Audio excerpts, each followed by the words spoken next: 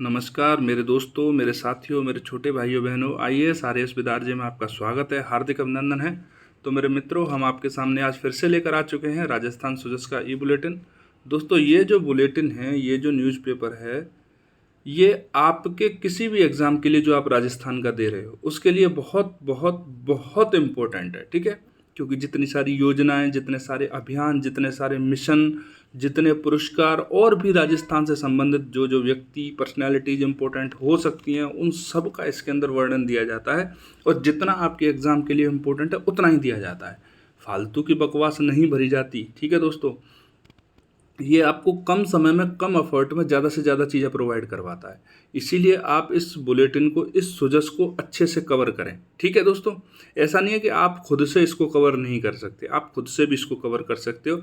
लेकिन जो हमारा अनुभव है परीक्षा देने का, जो हमारा अनुभव है परीक्षा से जुड़े होने का, वो जब हम पढ़ाते हैं तो उसको, वो आपके साथ में, उसके साथ में आपको मिल जाता है। तो वो जो अनुभव है वो आपके लिए कहीं ना कहीं काम आता है। जैसे कोई टॉपिक है, उसमें से प्रीलिम्स के लिए किस तरह से प्रश्न निकल सकते हैं, मेंस के लिए कहाँ तक वो टॉपिक है वो अप्रोच कर रखता है, वो सारी चीज़ें हम आपको डिटेलिंग में बताते हैं यहाँ पर।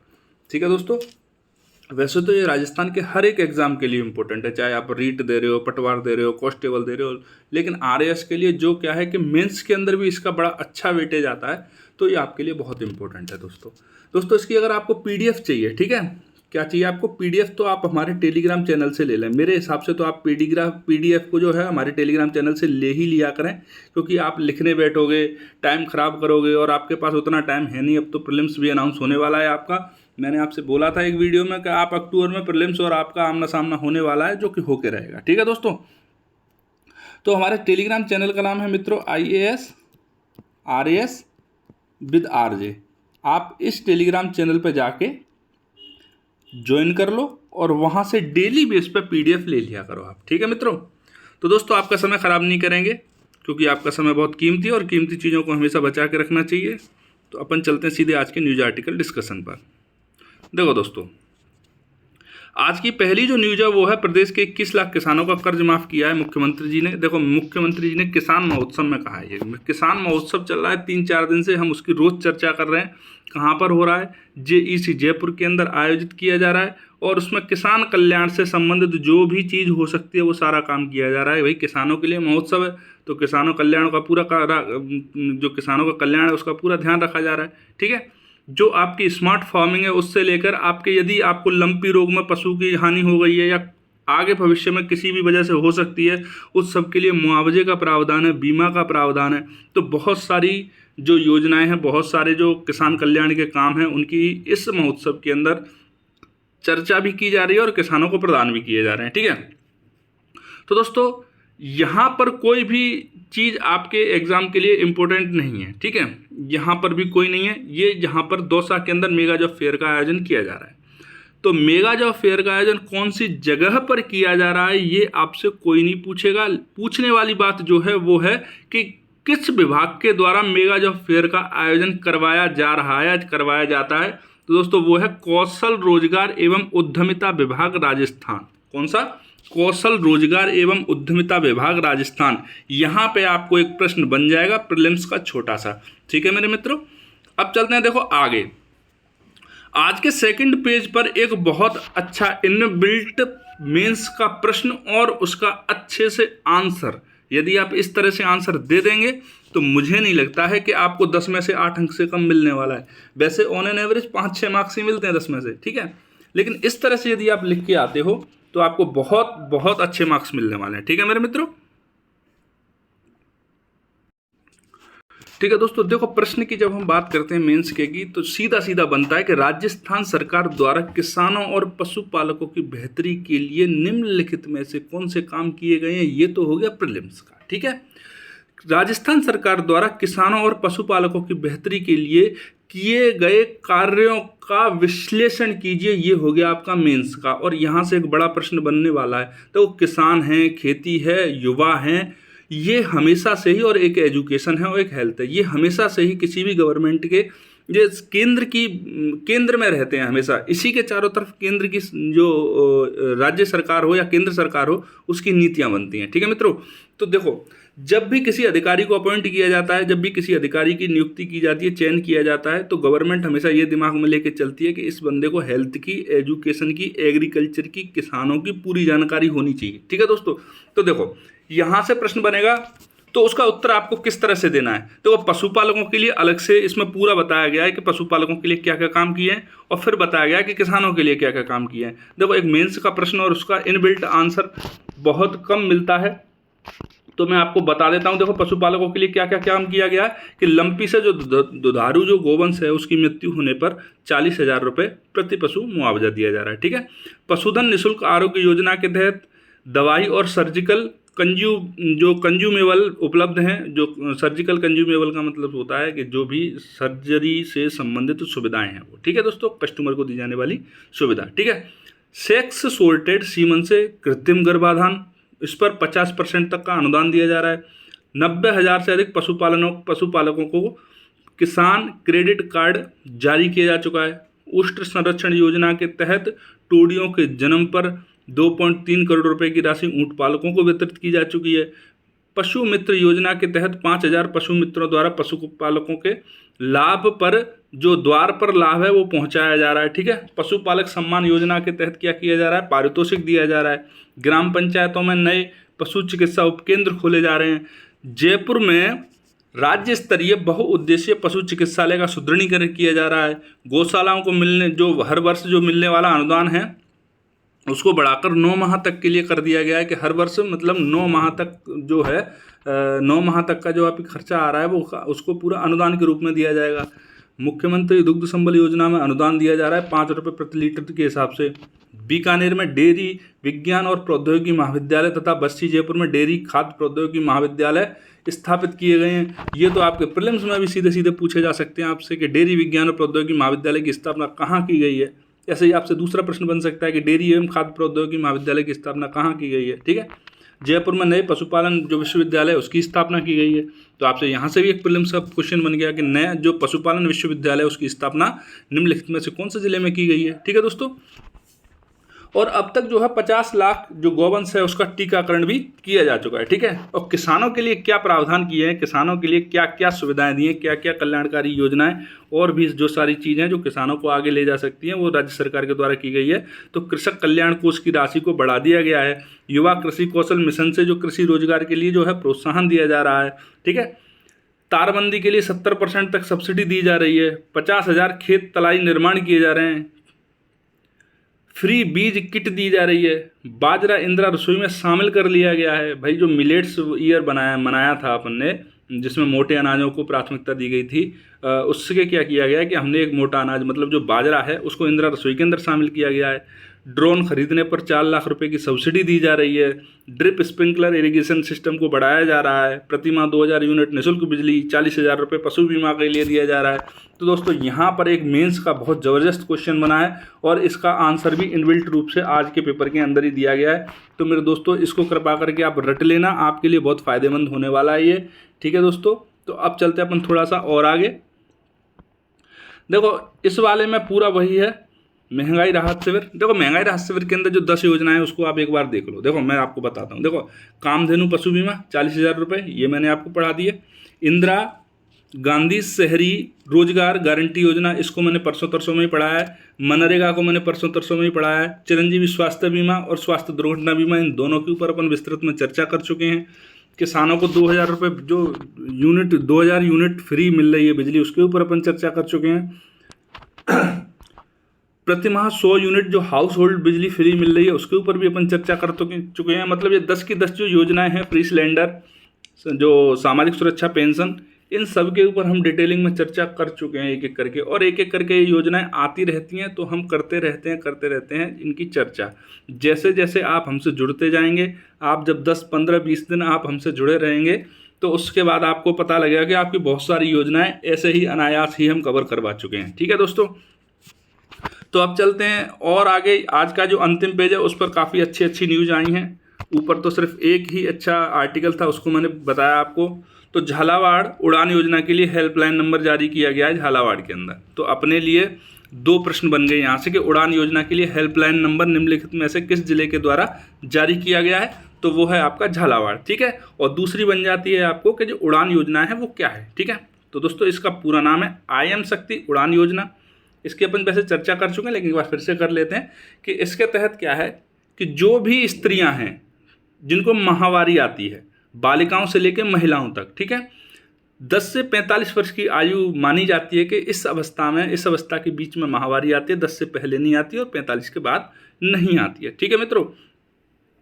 तो दोस्तों क्या है कि इन बालिकाओं और महिलाओं को प्रतिमाह निःशुल्क सैनिटरी नैपकिन दिए जाएंगे।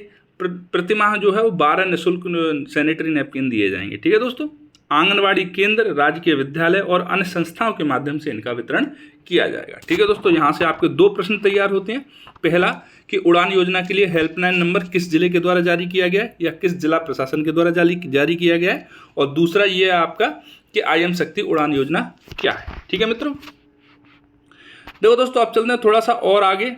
इसमें मुख्यमंत्री जी ने कहा है कि शिक्षा, स्ट्रीट वेंडर और वन्यजीव संरक्षण से जुड़े जो हैं प्रस्ताव उनको मंजूरी दी है गहलोत जी ने, ठीक है। तो अपन देख लेते हैं दोस्तों कि अपने लिए यहाँ एग्जाम के लिए क्या चीज़ इंपॉर्टेंट है। देखो शिक्षा की बात करिए तो शिक्षा के लिए क्या है, निम्बाहेड़ा में ITI के लिए 10.45 करोड़ रुपए जो है स्वीकृत किए हैं, लेकिन ये इंपॉर्टेंट नहीं है आपके एग्जाम के लिए। आप इसको भले ही मत देखना, बहुत सारी ITI खुलती हैं, बहुत सारी इस तरह की चीज़ें अगर आप रटते रहोगे तो एग्जाम के लिए जो इंपॉर्टेंट चीज़ है उनको आप भूल जाओगे, ठीक है।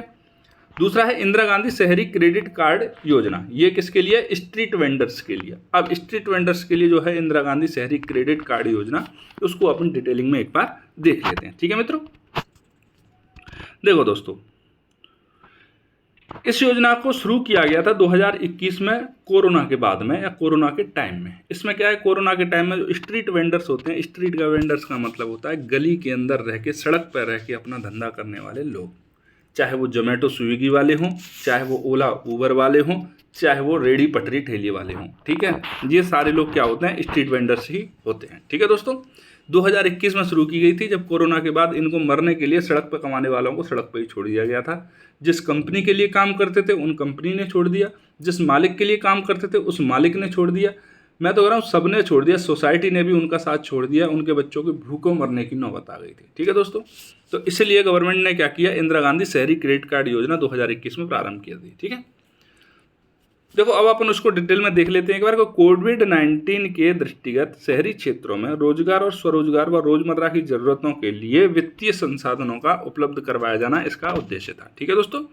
शहरी क्षेत्र के पथ विक्रेताओं, असंगठित क्षेत्र के युवाओं और बेरोजगारों को योजना के तहत 50,000 रुपये तक का ब्याज मुक्त ऋण उपलब्ध करवाया गया था। मतलब कोई आपको ब्याज नहीं देनी है, आप सिर्फ ऋण ले जाओ और जब आपके हो जाए तो आप इसको लौटा के दे जाना, ठीक है दोस्तों। योजना के अंतर्गत सार्वजनिक क्षेत्र के बैंक, निजी बैंक, सहकारी बैंक और वित्तीय संस्थानों के माध्यम से ऋण प्रदान किया गया था। मतलब किस किस के माध्यम से ऋण प्रदान किया था, तो सार्वजनिक क्षेत्र के जो बैंक होते हैं, निजी क्षेत्र के जो बैंक होते हैं, सहकारी जो बैंक होते हैं और दूसरे जो तरह के जो वित्तीय संस्थान होते हैं जिनका कहीं ना कहीं राज्य सरकार से संबंध होता है, ठीक है दोस्तों, उनके माध्यम से क्या किया गया था, ऋण प्रदान किया गया था। केवल शहरी क्षेत्र के युवा नागरिकों को स्वरोजगार खोलने के लिए लोन मिलेगा इसके अंदर। इस योजना के अंतर्गत लाभार्थी को 1 साल तक के लिए लोन दिया गया था। मतलब जो 50,000 रुपये दिए गए थे वो 1 साल तक के लिए दिए गए थे, उसके बाद आपको उसको धीरे धीरे करके जमा कराना है। और जो उम्मीदवार हैं उनकी जो आयु है वो 18 से 40 वर्ष की होनी अनिवार्य है। 18 वर्ष से छोटे व्यक्ति इस लोन के लिए काबिल नहीं है और 40 वर्ष से ऊपर के हैं उनको ये लोन नहीं दिया जाएगा। मतलब जो युवा जिनके कंधों पर परिवार की जिम्मेदारी वास्तविकता में होती है उन लोगों को इस लोन को दिया गया था, इस ऋण को दिया गया था, ठीक है दोस्तों। तो इंदिरा गांधी शहरी क्रेडिट कार्ड योजना आपकी समझ में आ गई होगी, ठीक है दोस्तों।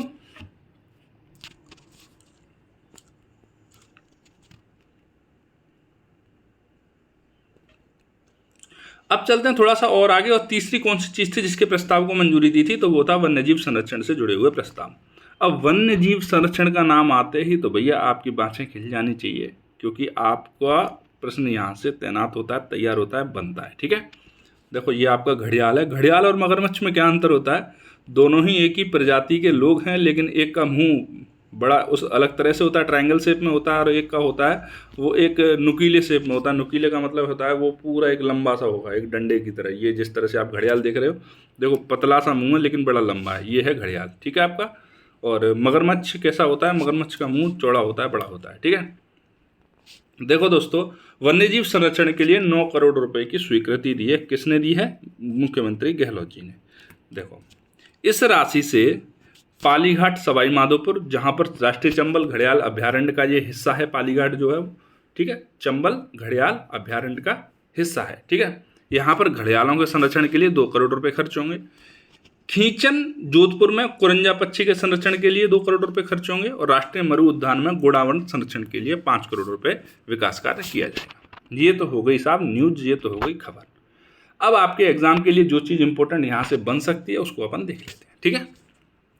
देखो, राष्ट्रीय चंबल अभ्यारण्य के बारे में जानते हैं सबसे पहले, क्योंकि राष्ट्रीय चंबल जो घड़ियाल अभ्यारण्य है उसके बारे में ही सबसे पहले चर्चा की, तो हम पूरे चंबल अभ्यारण्य के बारे में एक बार देख लेते हैं। तो एक संरक्षित क्षेत्र है। किस प्रकार का क्षेत्र है? संरक्षित क्षेत्र है, जो विलुप्त प्राय घड़ियाल का फोटो मैंने अभी आपको दिखाया था। लाल मुकुट कछुआ का मतलब इसका जो हेड होता है, इसका जो सर होता है वो रेड कलर का होता है, इसलिए लाल मुकुट कछुआ हो गया, ठीक है। विलुप्त प्राय गंगा सूस का मतलब होता है डॉल्फिन। जो आपकी गंगा के अंदर जो डॉल्फिन पाई जाती हैं स्वच्छ पानी के अंदर, वो वाली डॉल्फिन। कभी कभी क्या होता है, गंगा की जो डॉल्फिन है वो चलते चलते यमुना के थ्रू यहाँ तक आ जाती है, वो चंबल के अंदर तक आ जाती है, ठीक है। तो इन तीनों प्राणियों की रक्षा के लिए, इनके संरक्षण के लिए राष्ट्रीय चंबल अभ्यारण्य बनाया गया था, ठीक है दोस्तों। यह राजस्थान, एमपी और यूपी के मिलन बिंदु पर, राजस्थान, एमपी और यूपी का मिलन बिंदु, मतलब मिलन बिंदु कौन सा हो सकता है आपका? एक तो धौलपुर, सवाई माधोपुर, करौली, कोटा, ये जो जगह हैं इन स्थानों पर स्थापित किया गया था, जो कि राजस्थान, आपका यूपी और एमपी का मिलन बिंदु है, वहाँ पर 1978 में स्थापित किया गया था। कई सोर्सेज में 1979 भी लिखा है, ठीक है दोस्तों, लेकिन आप कंफ्यूज मत होना, क्योंकि आपसे सन कोई नहीं पूछने वाला, ठीक है दोस्तों ना। यहाँ ज़्यादा से ज़्यादा आपसे पूछेंगे तो कौन सी जगह पर स्थित है, कौन से जिलों के अंदर स्थित है, किस किस प्राणी का यहाँ पर संरक्षण किया जाता है, ये आपके एग्जाम के लिए जरूरी चीज़ है और उनको ही आप याद रखना, ठीक है। अभ्यारण्य के भीतर चंबल नदी अपने पूर्व प्राकृतिक जो बीहड़ खाइयाँ हैं उनकी पहाड़ियों से गुजरती है। इससे क्या होता है, जो प्राकृतिक जो उनका जैसे घड़ियाल है वो क्या करते हैं, वो रेत के अंदर, बालू के अंदर अपने अंडे देते हैं। और इस चंबल नदी कहाँ से निकलती है? प्राकृतिक एकदम अपना, इसका जो नदी का जो पाटा है या बोलें इसका रास्ता है, उसमें ज़्यादा मानवीय हस्तक्षेप नहीं हुआ है और प्राकृतिक रूप से ही है वो, ठीक है। वहाँ खाइयों, बीहड़ों, पहाड़ियों से निकलती है, तो इसीलिए ये जो जीव हैं घड़ियाल टाइप के, उनका अच्छे से संरक्षण किया जा सकता है यहाँ पर, ठीक है। ये जो चंबल अभ्यारण्य है वो सवाई माधोपुर, कोटा, बूंदी, धौलपुर और करौली के अंदर स्थित है। कौन कौन से जिले के अंदर आते हैं? सवाई माधोपुर, कोटा, बूंदी, धौलपुर और करौली, ठीक है मेरे मित्रों। अब चलते हैं थोड़ा सा और आगे। अब देख लेते हैं हम दूसरे नंबर पर। देखो, आपने राष्ट्रीय चंबल घड़ियाल अभ्यारण्य के बारे में जान लिया। अब जो कुरंजा संरक्षण के लिए क्षेत्र है खींचन में, जोधपुर में, उसके बारे में अपन जान लेते हैं। तो कुरंजा संरक्षण क्षेत्र कहाँ है? जोधपुर के अंदर। देखो दोस्तों, अभी हाल ही में क्या है, राजस्थान के अंदर 3 नए कंजर्वेशन एरिया घोषित किए गए थे। कितने? 3, ठीक है। जिनमें से एक था जोधपुर जिले में खींचन में कुरंजा पक्षी के लिए देश का पहला संरक्षित क्षेत्र। ये आपके एग्जाम के लिए भयंकर इंपॉर्टेंट है। भयंकर इंपॉर्टेंट का मतलब समझ रहे हो? पूरे के पूरे देश के अंदर कुरंजा पक्षी के लिए पहला संरक्षित क्षेत्र है ये खींचन, जोधपुर के अंदर, ठीक है। तो आप समझ सकते हो कितना इंपॉर्टेंट हो जाता है ये। मैं तो कह रहा हूँ यूपीएससी तक के लिए इंपॉर्टेंट हो गया ये दूसरे स्टेट पीसीएस के लिए इंपॉर्टेंट हो गया कि देश का पहला है ये संरक्षित क्षेत्र कुरंजा पक्षी के लिए। कुरंजा पक्षी को बोलते हैं साइबेरियन सारस, ठीक है। अब आपकी समझ में आ गया कुरंजा पक्षी क्या होता है। साइबेरियन क्रेन जो है उसके संरक्षण के लिए पहला संरक्षित क्षेत्र जोधपुर के खींचन में स्थापित किया गया है, ठीक है। इन 3 की स्थापना के साथ ही जो 3 नए कंजर्वेशन एरिया घोषित किए गए हैं, उसके साथ ही 29 कंजर्वेशन एरिया हो चुके हैं राजस्थान के अंदर। 3 कौन कौन से हैं उसको एक बार देख लेते हैं। देखो, एक तो जोधपुर जिले का खींचन कुरंजा पक्षी के लिए, ये आपको पता ही लग गया, अभी मैंने आपको बता दिया। एक है भीलवाड़ा जिले का हमीरगढ़ कंजर्वेशन रिजर्व, ये जरख, मोर और चिंकारा का संरक्षण करेगा, ठीक है। किसका? जरख, मोर और चिंकारा, ठीक।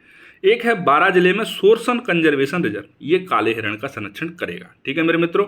तो 3 जो कंजर्वेशन रिजर्व जो नए खोले गए हैं, नए स्थापित किए गए हैं, खोले तो क्या गए दुकान थोड़ी जो खोलेंगे, स्थापित किए गए हैं, राजस्थान सरकार के द्वारा, वो है आपका एक तो जोधपुर जिले के अंदर खीचन जो कुरंजा पक्षी के लिए है, एक है भीलवाड़ा जिले के हमीरगढ़ कंजर्वेशन रिजर्व जो जरख मोर और चिकारा के लिए है, और एक है बारां जिले का सोरसन कंजर्वेशन रिजर्व जो आपके काले हिरण के लिए संरक्षण का कार्य करेगा। ठीक है मेरे मित्रों, अब देखो ये चीज़ है जो जोधपुर का कुरंजा पक्षी का जो संरक्षण था वो भी कर लिया अपन ने। अब चलते हैं राष्ट्रीय मरुद्यान की तरफ, घोड़ावड़ पक्षी का संरक्षण करेंगे। ठीक है, तो घोड़ा जो राष्ट्रीय मरुद्यान है वो थार के मरुस्थल के अंदर है।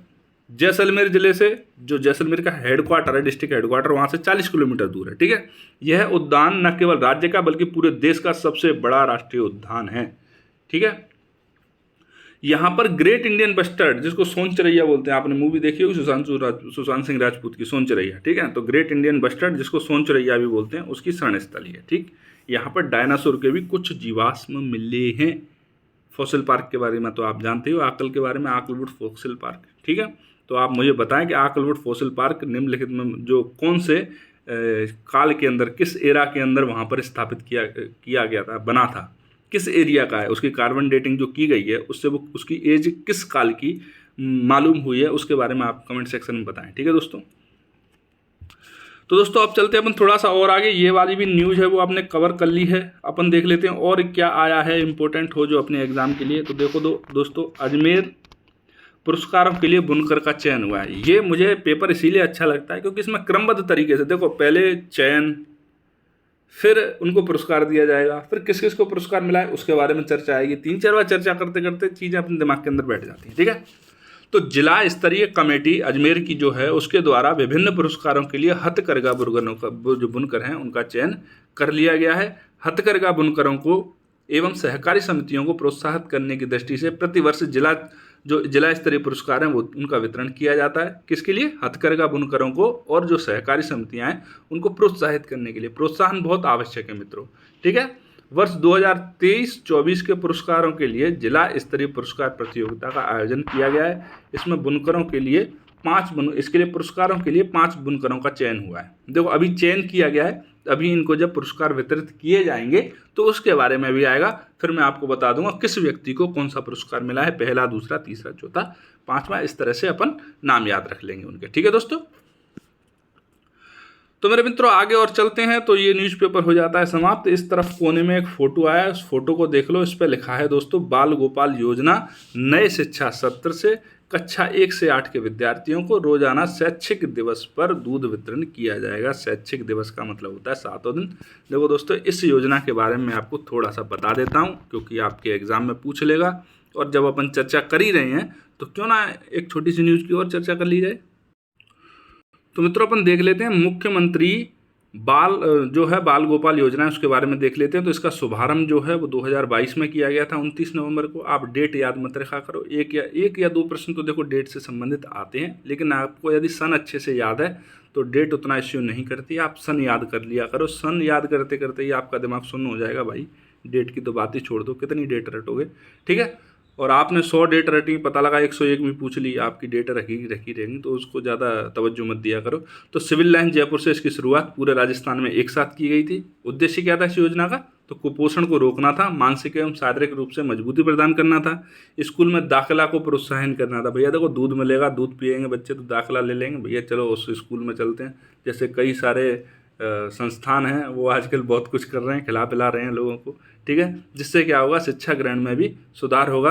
प्रावधान क्या क्या है इस योजना के अंतर्गत? तो इस योजना के तहत कक्षा 1 से 8वीं तक के बच्चों को मिड डे मील के अलावा दूध उपलब्ध करवाया जाता है। सप्ताह में 2 बार अर्थात मंगलवार और शुक्रवार को बच्चों के लिए क्या है, दूध उपलब्ध। मंगलवार और शुक्रवार को बच्चों के लिए दूध उपलब्ध करवाया जाता था, परंतु अब क्या है, सोमवार से शनिवार प्रतिदिन दूध उपलब्ध किया जाएगा। देखो दोस्तों, ये तो आपके इलेक्शन से टायर है कि इलेक्शन आ रहा है, जब तक ऐसा कर दो फिर उसको हटा दो। ठीक है दोस्तों, तो मुख्यमंत्री बाल गोपाल योजना में क्या है, 1 से 5 तक के जो कक्षा 1 से 5 तक के बच्चे हैं उनको 15 ग्राम दूध पाउडर में 150 मिलीलीटर दूध बनाया जाएगा। ठीक है, दूध पाउडर का दूध, मिल्क पाउडर का दूध दिया जा रहा है, भैंसें नहीं बांधी जा रही इनके लिए, गाय भैंसों का दूध नहीं है, ये मिल्क पाउडर का दूध है। कक्षा 6 से 8 तक के बच्चों को जो है वो 20 ग्राम पाउडर उसको मिलाकर 200 ml पानी के अंदर और दूध बना दिया जाएगा, उसको दिया जाएगा। और दोस्तों इस सब के लिए जो मिल्क पाउडर की उपलब्धता है वो राजस्थान कोऑपरेटिव डेयरी फाउंडेशन उपलब्ध करवाने वाली है। ये इस वाले फैक्ट को अच्छे से रट लेना, क्योंकि बाकी सारे तो आप अंदाज़ा लगा भी पाओगे ये नहीं अंदाजा लगा पाओगे कि बाल गोपाल योजना के तहत या बाल गोपाल योजना के लिए किस संस्थान के द्वारा दूध प्रदान किया जा रहा है। ठीक है, तो किस संस्थान से दूध खरीद की जा रही है, तो वह राजस्थान कोऑपरेटिव डेयरी फाउंडेशन के जो है उससे इंस्टीट्यूट से अपन क्या कर रहे हैं, मिल्क पाउडर की खरीद कर रहे हैं। तो मेरे दोस्तों, आज का न्यूज आर्टिकल डिस्कशन होता है आपका यहीं पर समाप्त। अब आपसे मिलते हैं नए वीडियो में नई खबरों के साथ में। ठीक है दोस्तों, अगर आपको मेरा वीडियो अच्छा लगा हो तो चैनल को लाइक करें, शेयर करें, सब्सक्राइब करें। तो मिलते हैं नई वीडियो में, तब तक के लिए जय हिंद, जय भारत।